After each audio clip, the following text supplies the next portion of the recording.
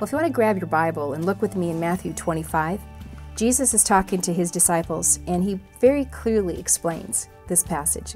Then the king will say to those on his right, "Come, you who are blessed by my Father. Take your inheritance, the kingdom prepared for you since the creation of the world. For I was hungry, and you gave me something to eat. I was thirsty, and you gave me something to drink. I was a stranger, and you invited me in. I needed clothes, and you clothed me. I was sick, and you looked after me. I was in prison, and you came to visit me." And then the righteous will answer him, "Lord, when did we see you hungry and feed you, or thirsty and give you something to drink? When did we see you a stranger and invite you in, or needing clothes and clothe you? When did we see you sick or in prison and go visit you?" And the king will reply, "I tell you the truth, whatever you did for one of the least of these my brothers, you did for me."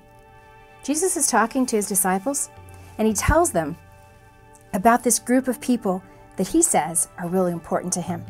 And they're really confused because he goes through this whole list and he says, "I really want to commend you because when I was naked, you put clothes on me. When I was in prison, you came to visit me. When I was thirsty, you gave me something to drink." And they're a little confused because they have to stop and they say, "I don't remember doing that."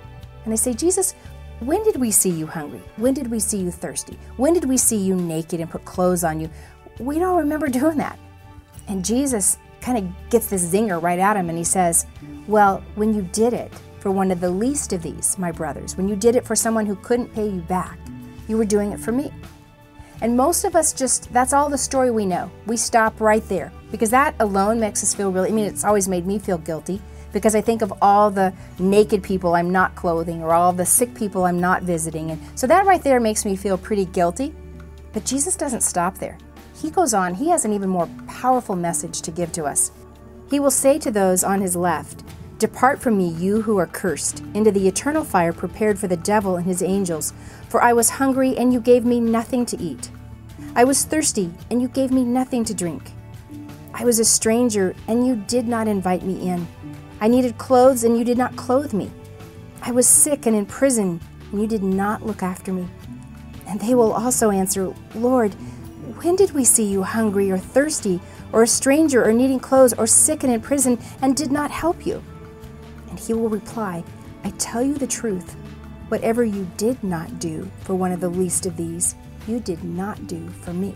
The most powerful way that you can say yes to God, to show your love for Jesus, to demonstrate in an unmistakable way that you love him, is to make sure that you are loving the least of these, the sick, the poor, the widow, the one in prison, the person who is hungry, the person who has nothing. Every time you do, every time you are ministering to them, you are saying to Jesus, "I love you." And every time you don't, every time you close your heart, every time you walk away, every time your eyes don't see, every time your ears don't hear those cries, every time you make a decision that you're not going to let your heart get involved there, just know you are turning your back on Jesus. That's what he says. And he tells us, when you do it for the least, you're doing it for